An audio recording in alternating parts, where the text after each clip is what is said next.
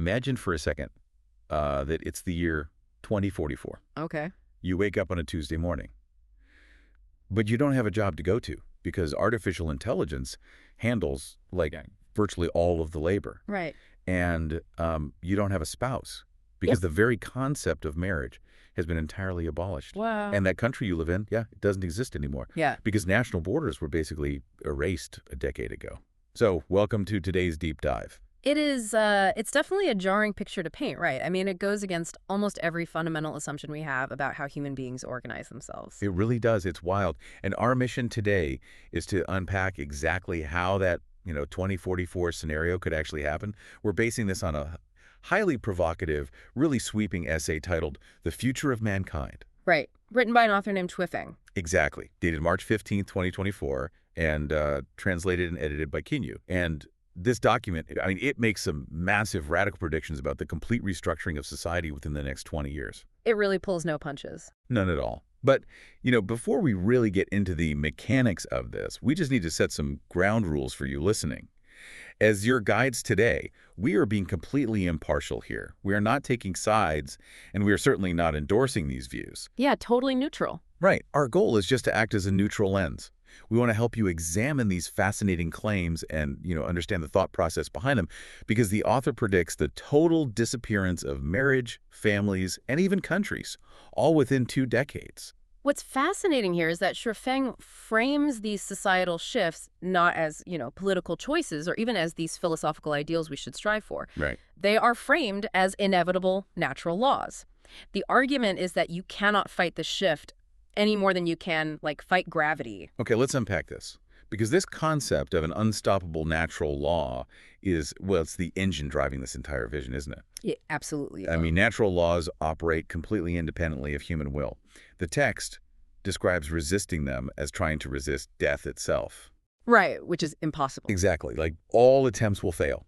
It's like fighting the tide with a plastic bucket. Yeah. And Twifeng uses this very grounding historical example about the disappearance of ox and horse carts from city streets. Oh, yeah, I like that example. Right.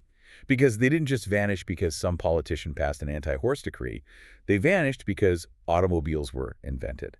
So new things invariably replace old things. And in our current era, the automobile that is forcing this completely new way of life is artificial intelligence. Right. AI. Yeah. The essay proposes that AI is going to act as this catalyst. It will cause massive structural unemployment. And it points out that individual abilities, personal knowledge, specialized skills, they are simply no longer going to be enough to cope with times that change this rapidly. Right. And the result is that people will basically be forced to live collectively just to survive.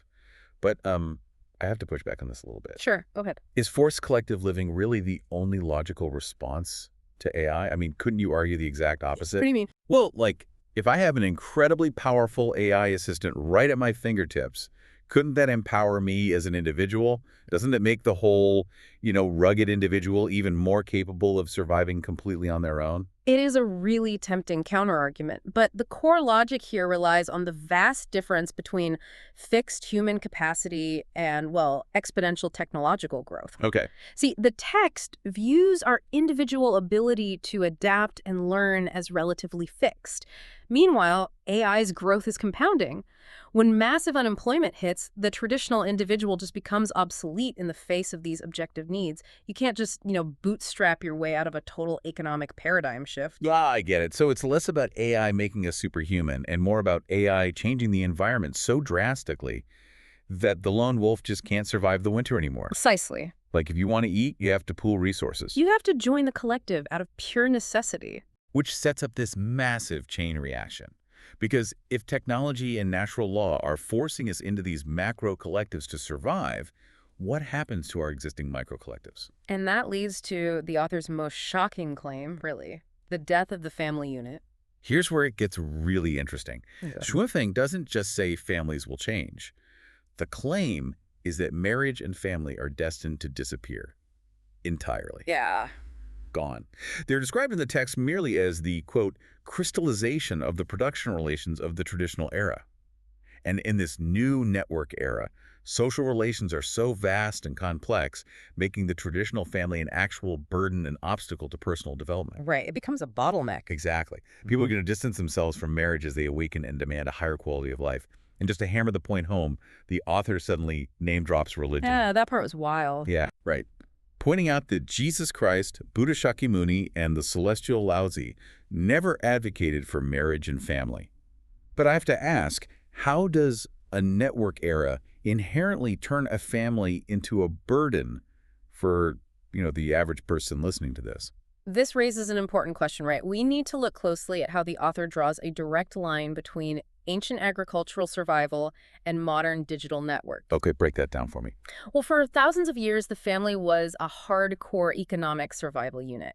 You needed a family to work the farm to ensure you were cared for. It was a localized economy. Right, you had kids to help harvest the crops. Exactly. But today, the suggestion is that our need for connection and survival is fulfilled globally rather than domestically. Oh, I see. So in a hyper-connected era where you can collaborate and share resources with anyone on the planet, being legally and geographically tied to a micro-unit it limits you. That makes a lot of sense, actually. So if you strip away the family, the individual is now entirely dependent on this massive global network for survival. Right. But then, you've seen the author dismantle the smallest unit of society. Now the text scales this destruction up to the largest unit. The nation-state itself. Exactly. The end of organizational control. Before the internet, the government and major media controlled public opinion. Right. It had a total monopoly. Yeah. But now, the author introduces this concept of a self-media influencer. A big V, they call it. Right, an online creator. With millions of fans. And this influencer can actually surpass the appeal and influence of an actual government. People will literally stop caring about what governments say and only listen to influencers. Which is a huge shift. Right. And the inevitable result of this, according to the text, is that the organizational ability of countries will disintegrate, leading to the total disappearance of nations. But just think about that for a second.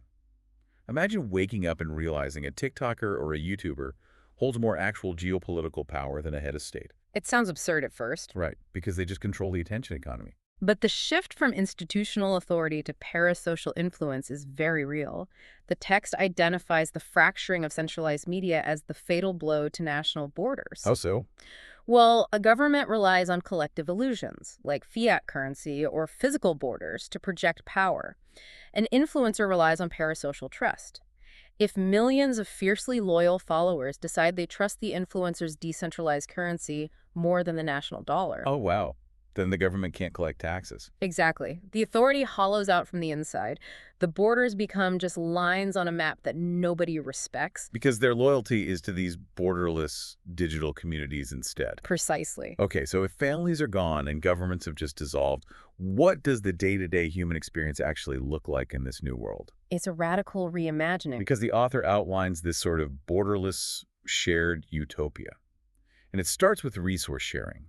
The text argues for this universal principle that the higher the degree of sharing of things, the greater its value. Like, they give examples. A person is more valuable the more people they serve. Money is more valuable the faster it circulates. Even a park is more valuable with more visitors. It completely flips traditional ownership on its head. Hoarding a resource diminishes its worth. Exactly. And this applies to big social issues too, like elderly care. Traditional models, relying on the kids or nursing homes, are deemed obsolete. New models will be born to ensure everyone enjoys their old age, since it's a common human demand. Right. But the part that really caught my eye was about free migration. Humans will migrate globally, like migratory birds. The author claims that hunger, war, and turmoil only happen because people are restricted to specific areas. Yeah, that's a major point. And that migration breaks down ethnic and cultural barriers and fosters a love for the earth as our common home. But I have to challenge this. Oh, for sure. While migrating like birds sounds really poetic, what about the logistical reality? Doesn't removing all borders and letting billions of people move at Arishan will invite utter chaos rather than ending turmoil?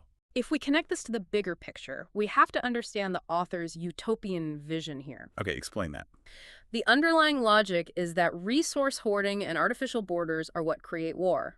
If a place has a drought and people are trapped by a border, you get conflict. The border is the pressure cooker. Right. So total fluidity of people and resources theoretically neutralizes that conflict.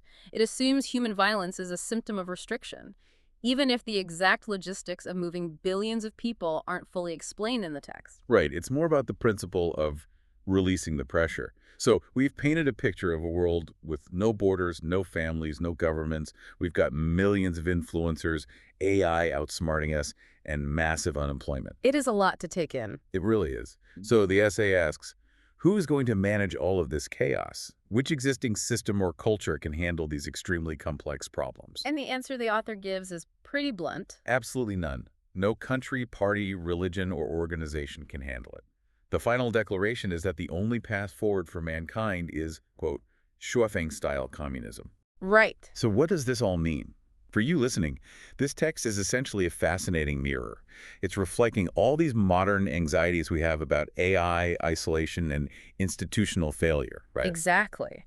While the proposed solution, this Wu-Feng-style communism, is highly specific and undeniably radical, the problems the author identifies are very real. Yeah, they really are.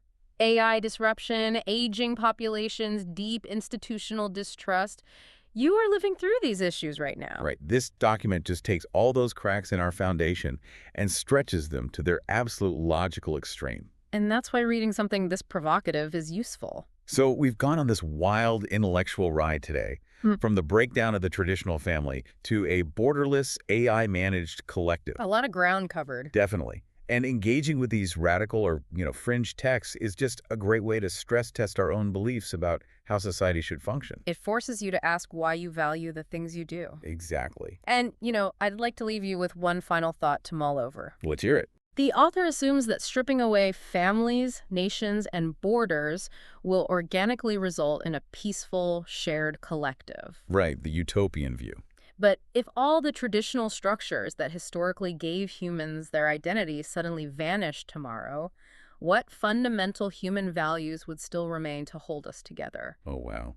That is a heavy question. If we aren't defined by our nations or our families, what actually keeps us connected? That is something to really think about. Thank you so much for joining us on this deep dive today. Keep exploring, keep questioning the world around you, and we'll catch you next time.